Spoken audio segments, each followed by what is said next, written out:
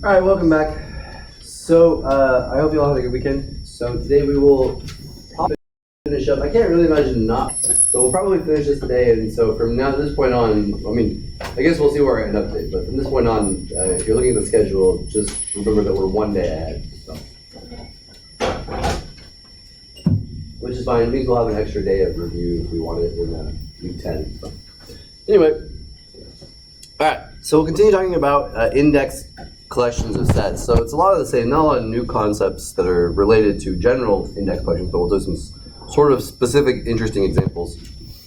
So the big sort of first takeaway is to remember we don't want to confuse, and there's not a huge, well, this is important. Don't confuse the collection of sets. So this, right, is a set whose elements are sets.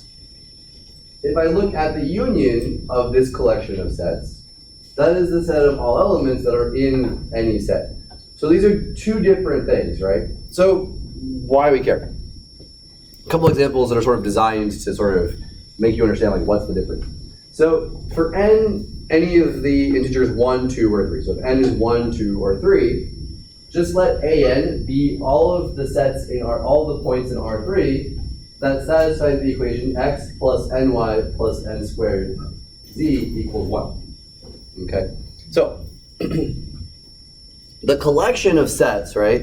A1, A2, and A3, that is a set of sets where it's each element in that set is a plane, right? This is the equation of a plane in R3. So each A1, A2, and A3 represents a plane in R3.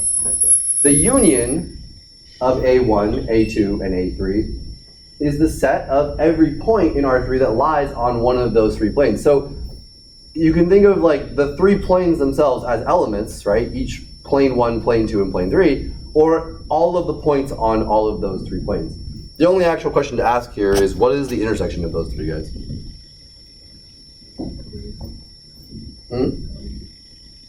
Wait, what? The region. What region? Oh no, the origin? No. It's the intersection of the line if there is. If the others are positive. The what should be positive? Yeah. Like a squared minus 4 AC. This is m squared minus 4 minus.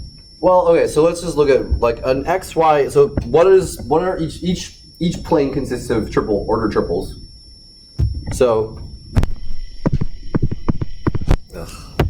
I started using my iPad in the other two classes, and it's because I'm not streaming those lectures. Because I'm still streaming these lectures, I like to use my computer still, and I hate using this tablet. Sucks. Do not buy a Surface. I don't know.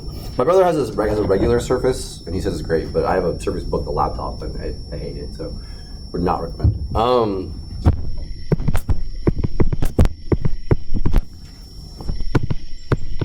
So x, y, and z is in the intersection.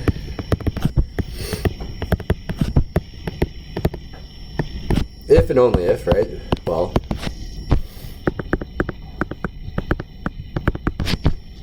is in an for all n in set 1, 2, and 3. But how do we know if an x, y, and a z, an order triple, is in a plane? Well, if x, y, and z satisfy that equation given by each plane, right? So this is true if and only if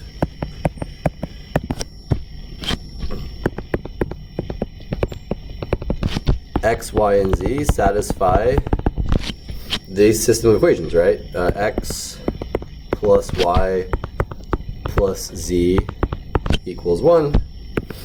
X plus 2y plus 4z equals 1, and x plus 3y plus 9z equals 1.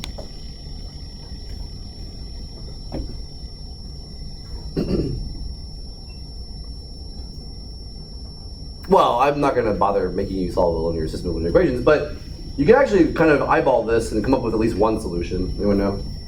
Anyone just kind of looking at it? What's one solution it could be?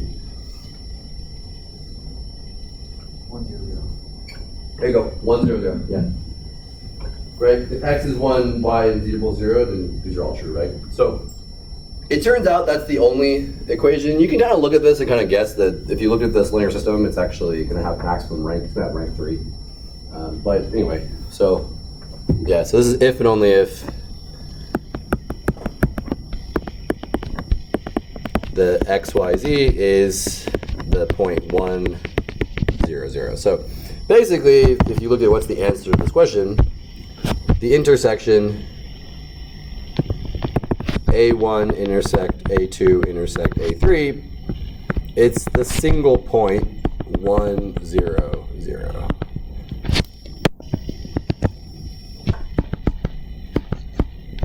Okay, that's it. Yeah, what's up? So it's the set of a single point. Yeah, that's why I wrote it in braces. If you wrote it without the braces, technically you're wrong. Technically, it's the set consisting of that single point. It's not the single element itself, right? Anyway, that's it. Any questions here? What if any Let's say it again. n can be any value? What if n can be any value? I don't know, but you'd have probably an overdetermined system. I think you might not have any solutions. No, I mean, I think it would just be the single point. I think that would be it. I think it would still be the same point. I think technically n could be anything, and you'd still have the point 1. So if you think about it, 1, 1, 0, 0 satisfies this equation for any number n, right?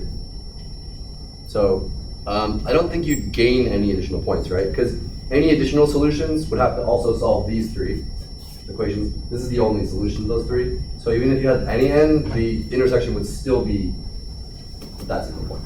That's a good question, though. I hadn't really thought about it, but yeah.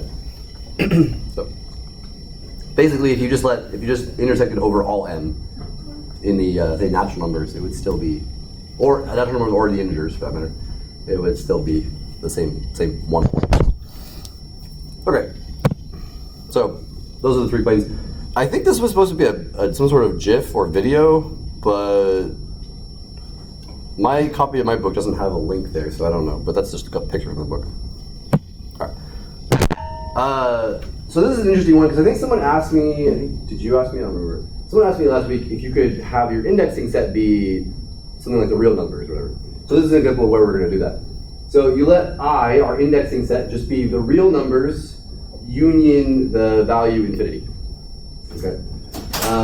So for each number in I, you let AM be the line through the origin in R2 that has slope M. Why did we add infinity? We'll just take that line A infinity to be the y-axis. So the vertical line through the origin. So it doesn't really have slope infinity, but let's just pretend that it does. I mean, certainly if I take the limit of the lines whose slopes approach infinity, it would take lines that go to the vertical, right?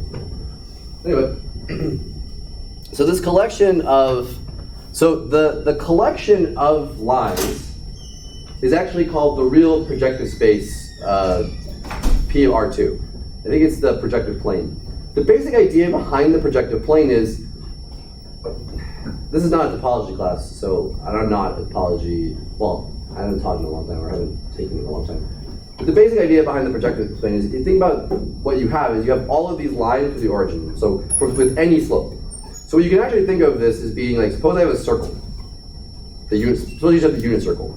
Every point on, I don't know, say the right half of the unit circle, you can simply associate that with a point on the antipodal side, basically. So this is the side, if you take the line through the origin that intersects one point in the circle, it's going to intersect on the other side of the circle as well. Imagine those 2 points were identical. Manifold, which cannot be embedded in 3-dimensional space. It's like a 2-dimensional manifold that cannot be embedded in 3 space, which are weird. Those are weird ones, right? Like, I'm trying to think. How many guys know what a Klein model is? This is like we talking about some fun math stuff, but you guys haven't seen enough of it yet to really be like, oh yeah, I remember that. Anyway, that's okay. Don't worry. Anyway, this is called the projective space. So this is an example of a topological manifold that if you take topology, differential geometry, you might see stuff like this, but it's not a big deal. Anyway, what is the union of all these guys? What's the union? Yeah, it's just R2.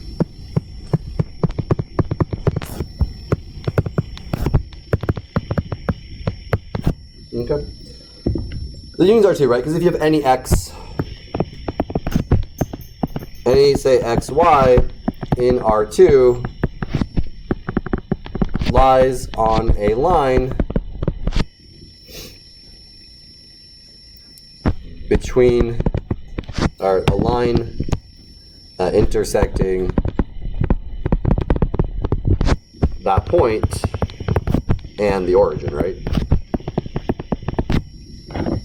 And that's it. So for every possible line, just what's the slope of that line? Then it lies on that slope. So if the slope is like 3/4, it lies on a 3/4. If the slope is non-existent, in other words, if it's a vertical line, if that point xy is actually, say, 0y, it's on the y-axis, then it would be an a infinity.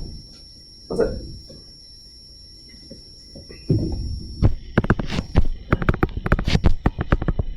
So if the slope is m, xy is in am, then you can say if xy is actually 0y, so it has no slope, then xy would be an a infinity. Okay. So that means every point in R2 is on one of those lines. And then the intersection, what's the intersection? Yeah, it's the origin. So it's the point, it's a set containing only the origin. Okay, that's it. Yeah.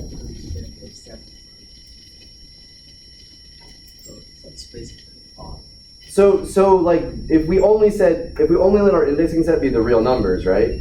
That would be every point in the real R2. The union would have every point in R2 except any point along the y-axis. So like it's the projective space is all of the lines to the origin. But if I just think of like all of the lines to the origin, I need to have a vertical line, right? But you can index lines to the origin by their slopes. But what's that? Well, there's one line to the origin that will not have a slope, right? That's the vertical line. So you just call that infinity. So don't think of infinity like infinity. Think of it like a symbol, right? But what's the difference? What's a infinity? A infinity is just the y-axis. It's the line x equals 0. That's it. Okay. All I'm saying here is you just take a line between x, y, and the origin. That line has to have some slope. If it doesn't have a slope, then it's in a. Then this point x, y is in a infinity. That's it. Because if it doesn't have a slope, it means it's on the y-axis. Okay. So anyway, the point of this though is that if you look at this collection of lines, that has an interesting topological sort of thing we will talk about. But the collection of the lines themselves, that is an actual like two-dimensional manifold. Three-dimensional manifold? Two-dimensional manifold. Two-dimensional manifold. But the union is actually much less interesting. The union of all of the lines is simply R2 itself. Okay. Here's, did I not put the picture? What? All right, well, there should have been a picture in there. All right. Anyway, it wasn't a very interesting picture. It's just pictures of lines to the origin. All right, so let's consider the following collection of sets. So for each natural number n, let a sub n be the set of real numbers that are in 0, 1, whose decimal expansion has length n. So in other words, an is the set of all numbers between 0 and 1, which is represented by 0, point, a1, a2, a3, up to am, where each ai is a digit from 0 to 9, right? So for instance, like a2 would be any number that has a 2-digit decimal expansion.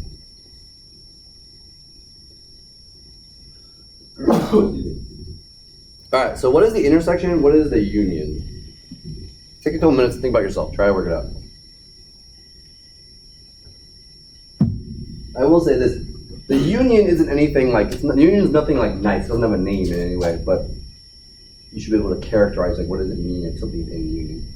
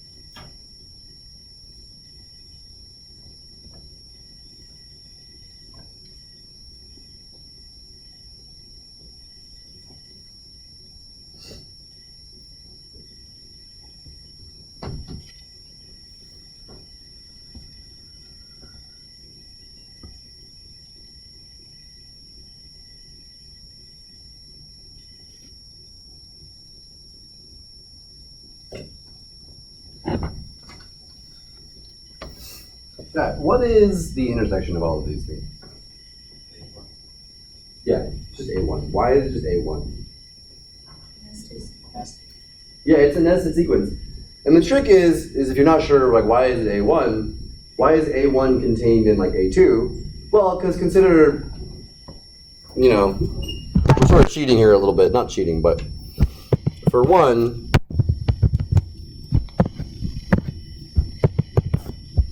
like, for instance, 0.1 is equal to 0.10, which is equal to 0.100, and so on, right? These are all the same number. They're all 1/10.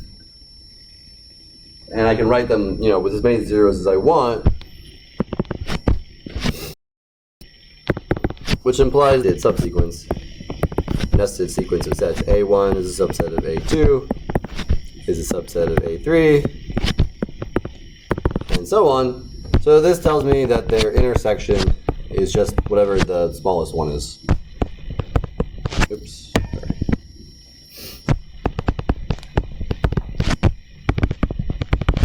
Okay. What about 2? What about the union? What's the union?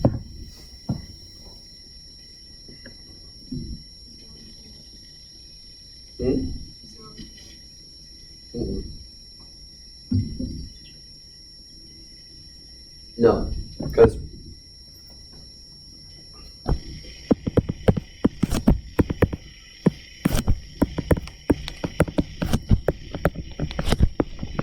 just an easy question. Is, like, for instance, 1/3, is that in any AN? What's the decimal expansion for AN for 1/3? 0.3333p. This is anything in the union, right? It can have an arbitrarily long decimal expansion, but it has to be finite. So you can't have anything that's an infinite one. So for instance, not only is this not, for instance, like the rational numbers, it doesn't include any irrational numbers, because any irrational number would have an infinite decimal expansion. But it wouldn't even include a bunch of rational numbers. Like 1/3's not in there, 1/9's not in there. Pretty much anything that has a infinite, even if it's repeating an infinite decimal expansion, won't be in there. Yeah. So if the problem is infinity, would that be a different story? Well, sure, yeah. Like, I mean, if you just had A infinity be, if you had like A infinity be everything that has, you know, an infinite decimal expansion, then sure, yeah, then it would be everything. I mean, technically A infinity would just be 0, 1, because again, point 1, like 1/10 could be written as 0.1 and then an infinite number of zeros after it, which would still be in there. So yeah, that would be, yeah, that would make it a lot easier, right? Yeah, so the answer is basically the union is all, it's X in R, or X in 0, 1, X has a finite decimal expansion.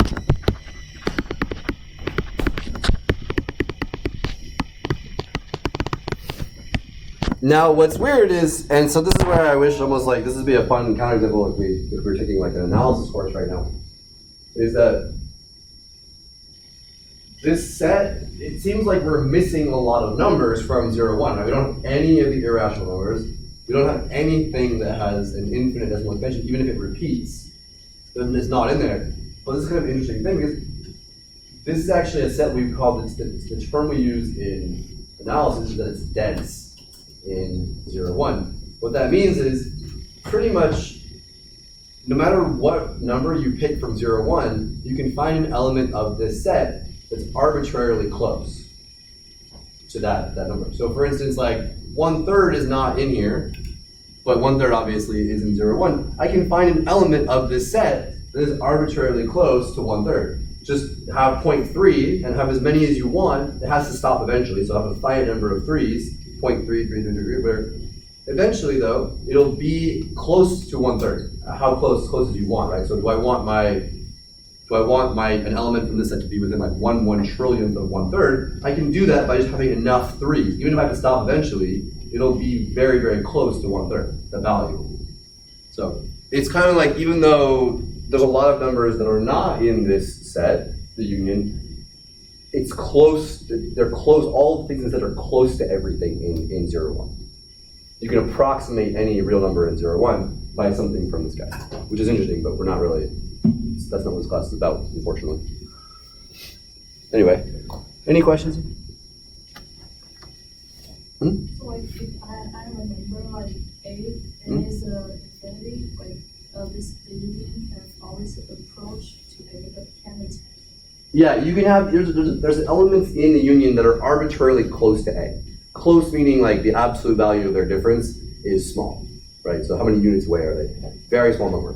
You can have that be arbitrarily small. So I can get close to that number, as close as you want. Like another way to think of this is something again you're not really doing in this class. You can think of a sequence of elements in the union that converge to that number you want. So like 1/3, I could make a sequence of elements I can actually make a sequence of elements where each element was in A, the first element's in A1, the second element's in A2, right, for 1/3, right? Just think about 0.3 is the first term in the sequence, 0.33 is the second, 0.333 is the third, right? So like each one will be in the next AN, so it'll be the first one will be in A1, next one will be in A2. That will converge to 1/3, right?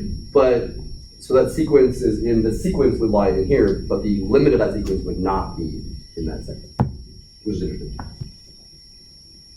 The word we use topologically or in analysis is complete. The set's not complete, basically.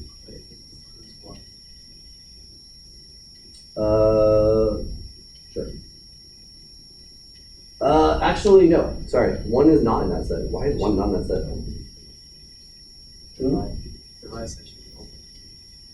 Well, I mean, it's fine. It's just 1's not in there, right? This is a subset of that. As 0 point something, it's 0.9 repeating is 1, right? Why? Why is 0.9 repeating 1? Because it is. I mean, if you just take what is it? Okay, what does it mean to have a decimal expansion? My next slide covers this actually. All right, I'll talk about this in a minute. I'll come back to you. I promise I'll explain why.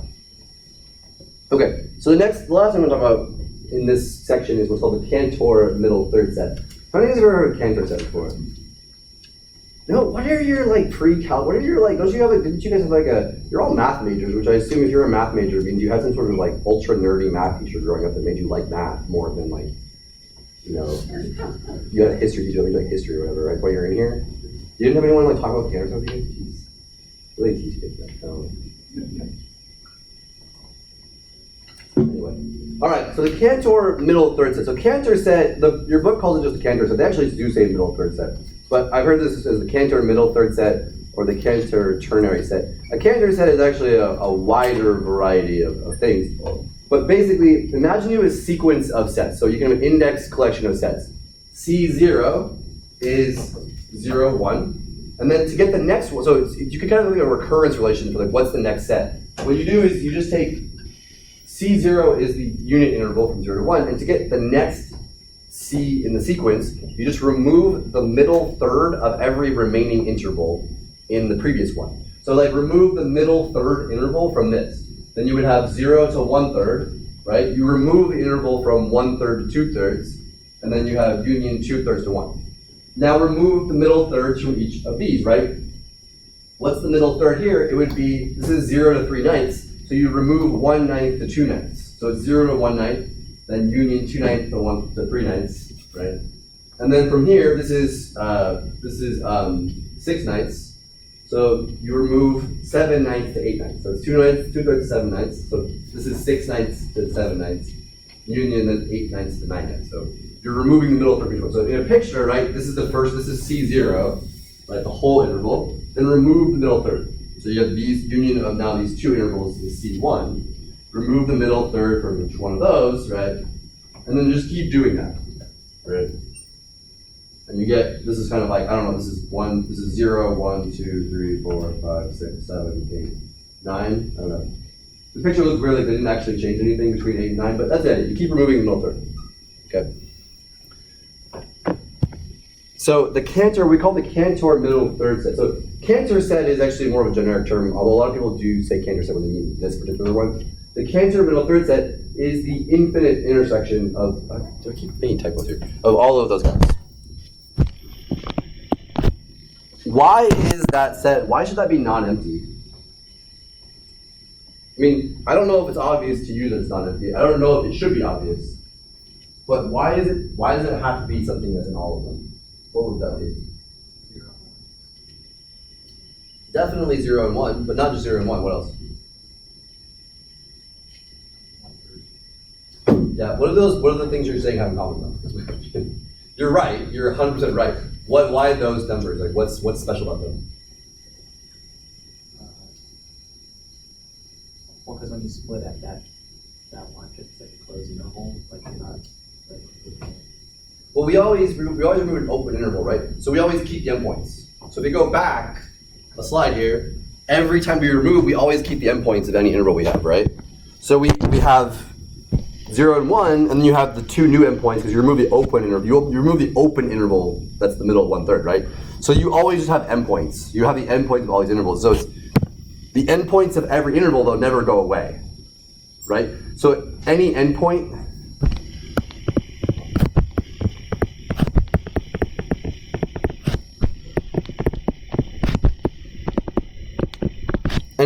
of an interval is never lost. So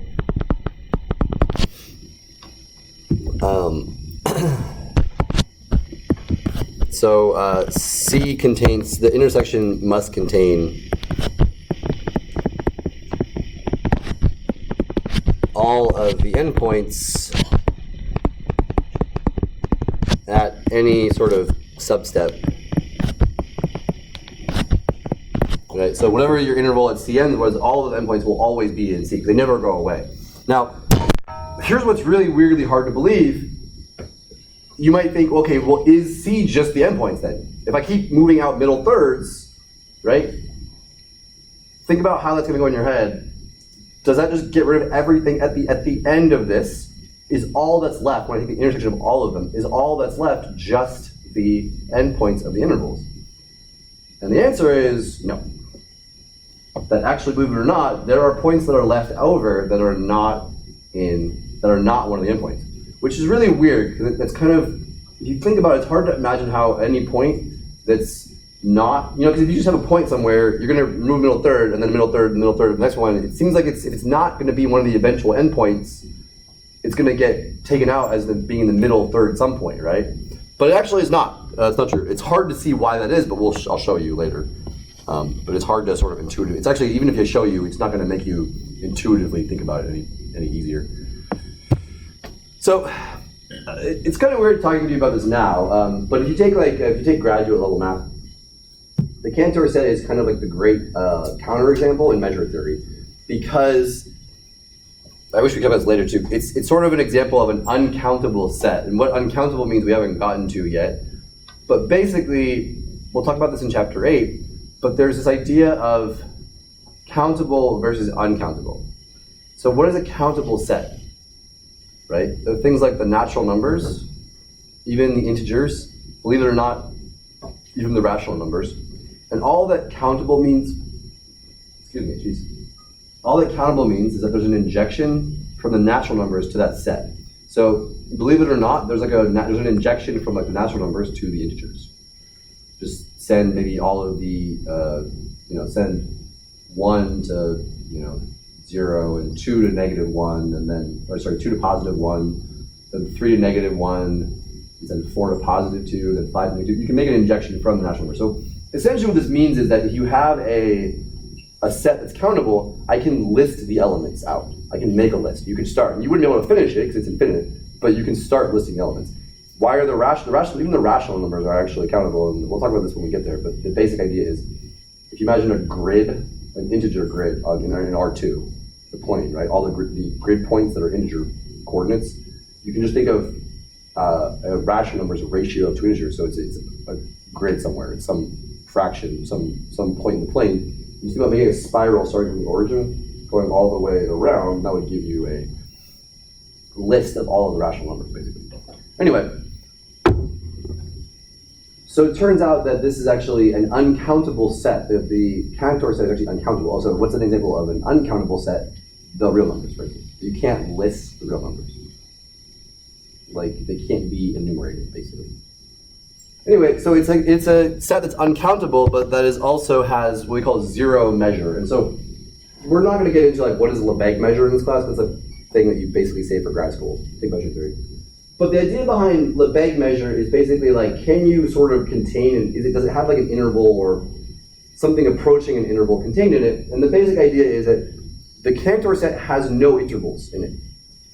It does not contain any intervals, because an interval would have a length, it would have to have some sort of positive length, right? If you had every number from some A to some B, that interval has length, say, B minus A in absolute value. Well, actually, that's fun.